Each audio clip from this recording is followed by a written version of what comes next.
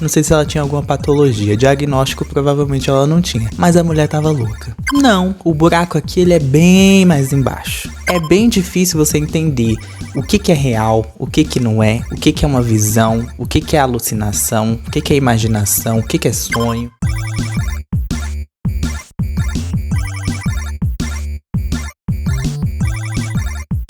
Oi amigas, tudo bom? Eu sou o Nino e tá começando um view aqui neste canalzinho. E eu tô, gótico, vou até aproximar, pra você dar uma olhada porque eu me esforcei, tá bom? E por que eu tô assim? Porque é Halloween. Inclusive daqui a pouco eu vou tirar essa jaqueta aqui porque ela é quente pra um senhor cacete, eu já tô pingando de calor. Outro motivo pra eu estar assim também trevoso é porque estreou um filme lá na Netflix de terror nacional e é sobre ele que a gente vai conversar hoje. Daí eu já começo te fazendo uma pergunta. O abraço da tua mãe, ele te conforta ou ele te sufoca? Senhor, ali depois do corredor tem uma saída.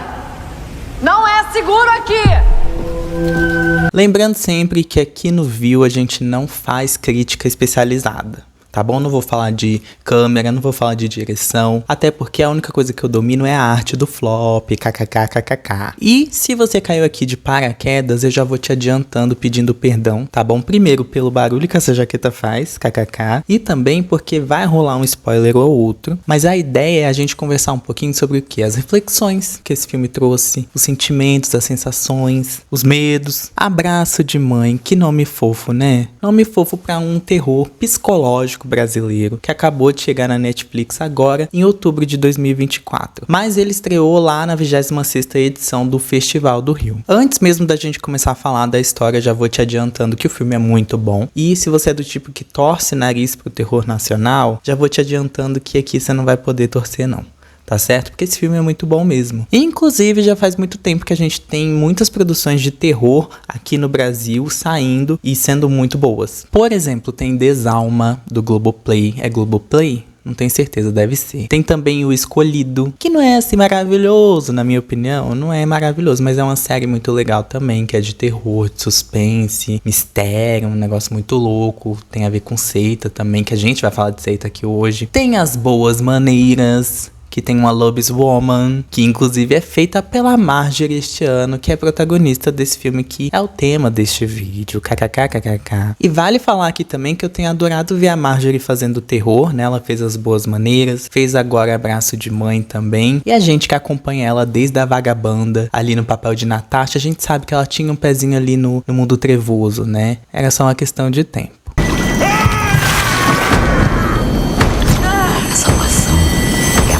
Para quem quer. E vamos de resuminho da história. A Marjorie vive um personagem chamado Ana, que aparece criancinha ali no começo do filme e que vai para um passeio no parque junto com a sua mãe, completamente transtornada.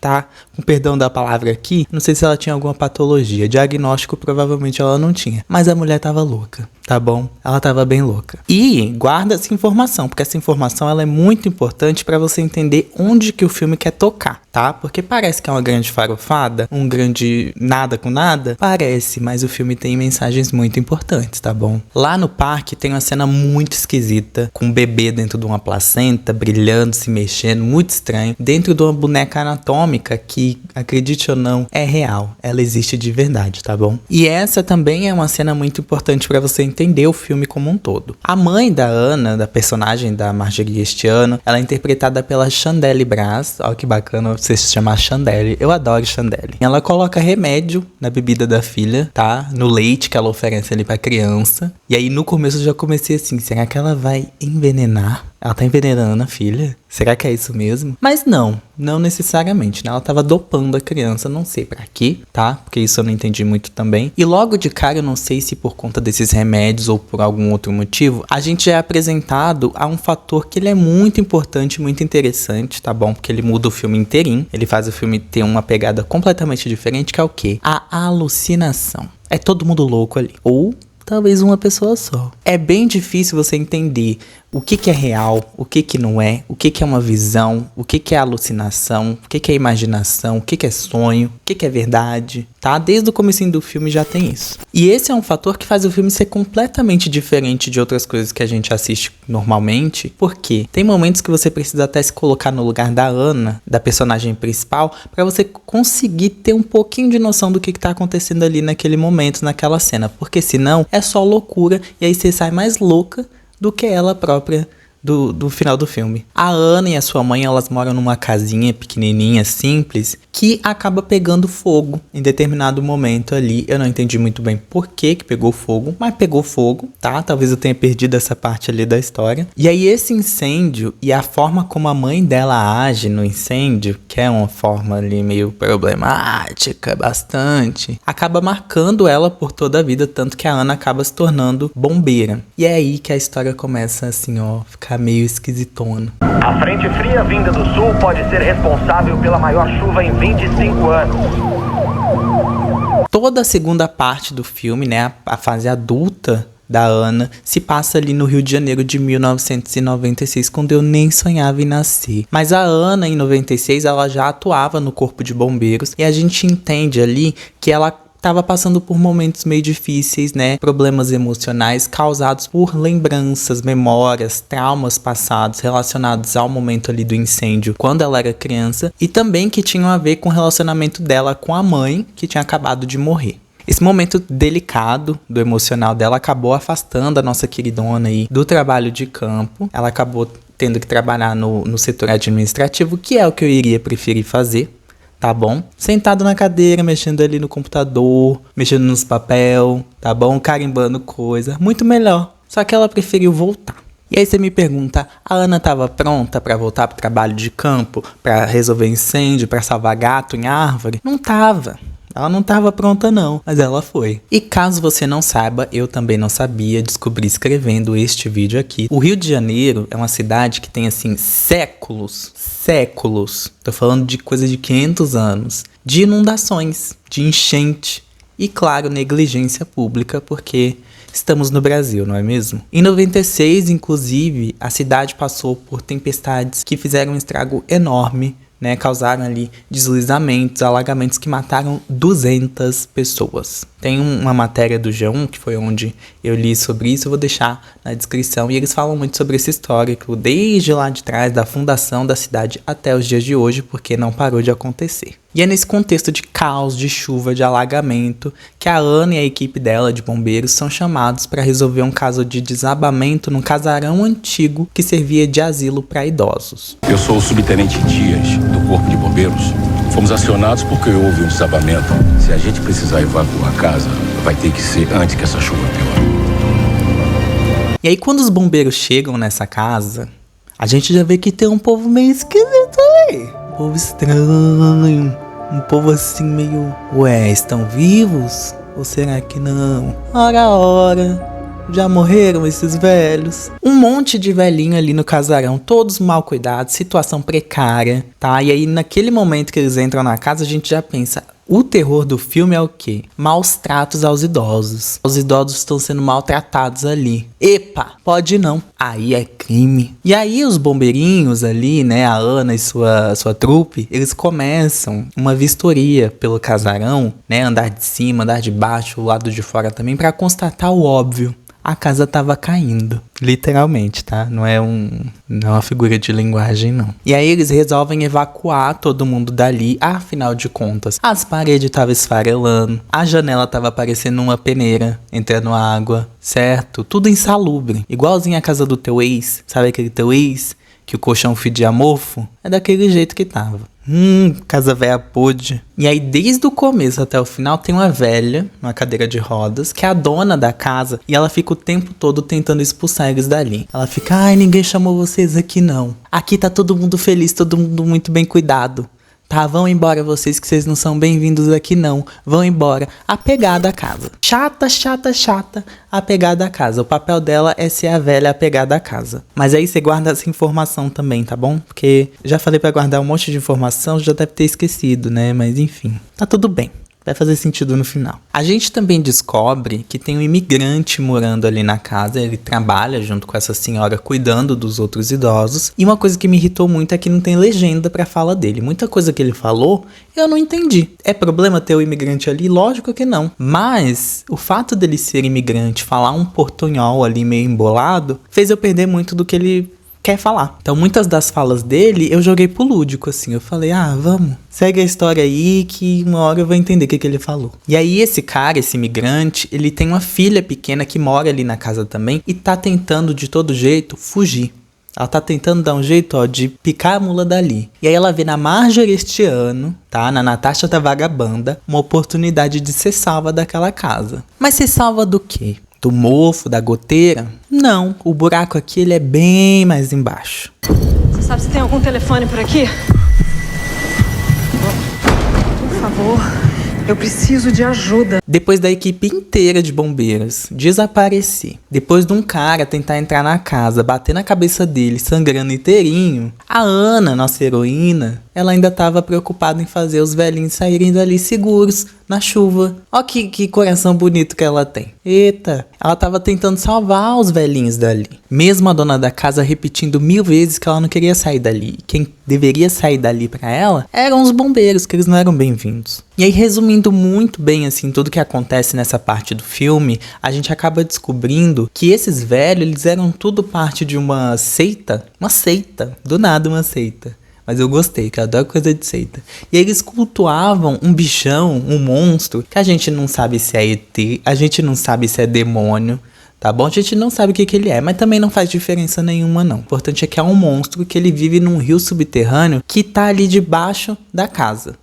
Isso também é muito aterrorizante. Imagina você morar numa casa que embaixo tá passando um monte de água. A Marjorie, este ano, lá fazendo o trabalho dela com a melhor das intenções, ela acaba sendo capturada por eles e ela é puxada pra debaixo da casa, pra esse rio subterrâneo. E ela é conectada a esse bichão, a esse monstrão, por um tentáculo, um cordão assim, que apesar de não estar na barriga dela, é muito parecido com um cordão umbilical. Sabe aquele cordão de bebê que aparece lá no começo do filme. Sem falar também que todo o ambiente ali onde o bicho tá é como se fosse uma grande placentona, tá? É como se fosse um grande útero e aí eles estão ali conectados nesse bicho por um cordão umbilical. Inclusive, em determinado momento, ela vê o bebezinho que ela viu lá no começo do filme também, né? Dentro da boneca. Então é como se ela tivesse virado um bebezinho de novo, foi puxada pro útero. E aqui, as simbologias todas do filme, elas ficam mais presentes, elas ficam mais fortes. E eu comecei a questionar, será que a Ana realmente tá dentro dessa casa? Será que essa casa é real? Será que esse bicho é real, de carne e osso ali, físico? Ou será que tudo tá acontecendo na cabeça dela? As pessoas aqui não é só que elas não querem sair. Elas estão esperando alguma coisa. ¿Sabe cuánto hace que esperamos una tormenta como esta? Ai, meninas, eu avisei, né? Calor. Ó, eu não sou especialista dessa área, tá? Longe disso, inclusive. Mas pra psicanálise, a casa, a simbologia da casa, ela pode representar o nosso estado mental, pode representar a nossa vida, pode representar também manifestações do nosso inconsciente, que é a camada mais profunda ali da nossa cabecinha. O inconsciente, inclusive, que a gente nem consegue acessar com facilidade, tá? Tem gente que fala que acessa, não acessa não. Porque não é assim, não é uma portinha que você abre e você entrou lá. É WandaVision agora? Tá louca? Mas apesar da gente não conseguir ter fácil acesso ao nosso inconsciente, ele tá presente em como a gente age, as coisas que a gente faz, como a gente interage com o mundo também. E aí, pensando nessa visão simbólica, a casa dos idosos, o asilo ali que a Ana tava tentando evacuar, podia muito bem ser uma representação de tudo que ainda tava de pé e podre na vida dela, na cabeça dela, no emocional dela, e que estava prestes a desmoronar. E aí, nesse sentido, também a gente pode entender que aquele rio subterrâneo que corre embaixo da casa, que tá podre, seria o quê? O inconsciente da Ana, o inconsciente que abriga as coisas mais monstruosas, que ela nem entende, ela nem sabe o que tem lá, afinal de contas ela nunca foi lá, mas ela também sabe que o que mora ali no inconsciente, ali no rio subterrâneo, é muito poderoso. E é muito terrível também. E aí o apego da velha, né, a velha da cadeira de roda que não queria sair da casa, esse apego dela à casa, essa coisa que tá podre, desmoronando, e também o culto que se instaura ali naquele lugar, tudo isso pode ser uma forma de mostrar como a gente muitas vezes dá uma relevância descabida para aquilo que aprisiona a gente, para aquilo que machuca a gente. E como a gente faz isso também muitas vezes sem se dar conta que tá fazendo. É tipo aquele seu namorado tóxico, sabe? Que você fala, ai, é o jeitinho dele nada, você é uma tonta, tá bom? Termina.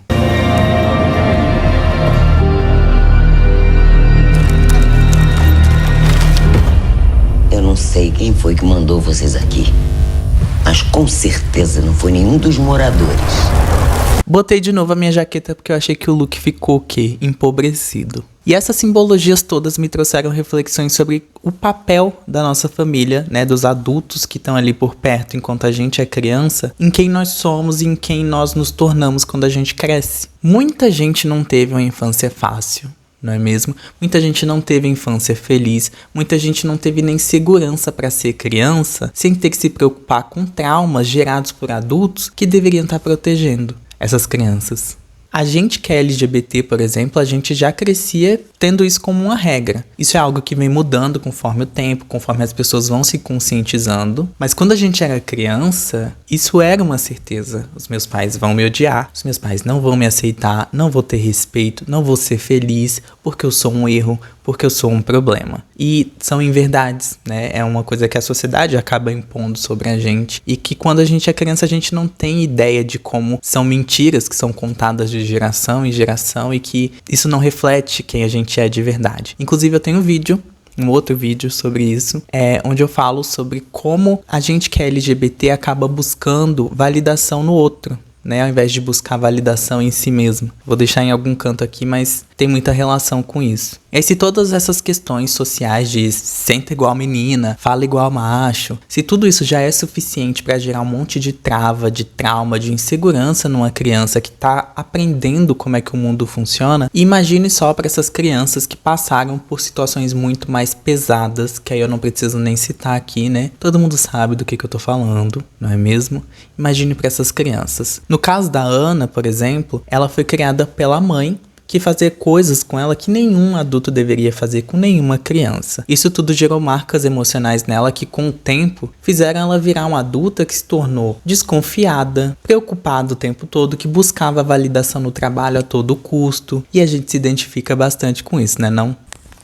Eu, pelo menos. E aí, ironicamente ou não, ela encontra essa menininha que tá tentando fugir dessa casa velha, porque o pai dela é um escroto. A Marjorie, a Ana, ela vê a menininha sendo cortada pelo próprio pai. E ela ataca o pai pra defender a menininha. E aí tem até um momento em que a Ana, ela tem a oportunidade de fugir e largar toda essa loucura pra trás. Mas ela volta pra ajudar a criança, porque ela se reconhece nessa criança. E sendo alucinação, sonho da cabeça dela ou não, seja aquela casa, aquele caos todo que tá acontecendo verdade ou não, seja a menina real ou não, a verdade é que essa menina, essa situação, foi uma oportunidade dela tratar os próprios traumas de infância. E foi exatamente por isso que eu perguntei lá no comecinho, o abraço da tua mãe, ele te conforta ou ele te sufoca? Porque às vezes são esses laços que a gente cria na infância com quem deveria estar cuidando da gente e não cuida da forma correta, que fazem a gente se sentir preso. São esses laços que nos limitam, que colocam várias travas na nossa cabeça e que a gente fica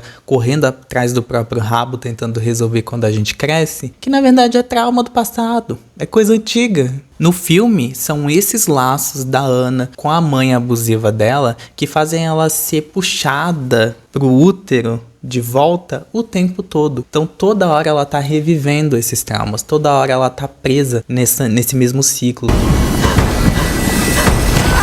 A Marjorie, inclusive, ela deu uma entrevista pra Rolling Stone sobre o filme e ela falou aqui, ó: a Ana, a personagem que interpreto, viveu um trauma na infância com o qual não conseguiu lidar e foi adiante, negando o impacto daquela história. O recorte do filme vem justamente trazer essa colisão do passado com o presente, trazendo reflexões sobre o papel desse atravessamento, desse enfrentamento na nossa saúde e na vida. E a saúde pra lá de mental, né não, Marjorie? Em Abraço de Mãe, a gente vê o personagem da Marjorie o tempo todo buscando situações de perigo, de intensidade através da profissão dela, o tempo todo querendo provar algo, tentando provar o valor dela, e tudo isso muito ligado às situações que ela viveu com a mãe na infância. Tudo para tentar resolver dentro de si mesma coisas que ela nem entendia direito, né? Mas que ela precisava enfrentar, querendo ou não, para conseguir cortar esse cordão umbilical e seguir em frente.